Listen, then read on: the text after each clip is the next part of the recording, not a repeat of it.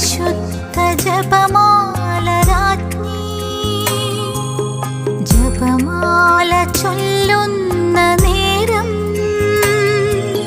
സ്വർഗത്തിൻ വാതിൽ തുറന്ന് അമ്മേ സുഖമാക്കുവാനൊന്നു ചൊല്ലൂ. പാപങ്ങളെല്ലാം മറന്ന് എന്നെ മാറോടു നീയൊന്നു ചേർക്കൂ. പരിശുദ്ധ ജപമാല രാജ്ഞി, ജപമാല ചൊല്ലു.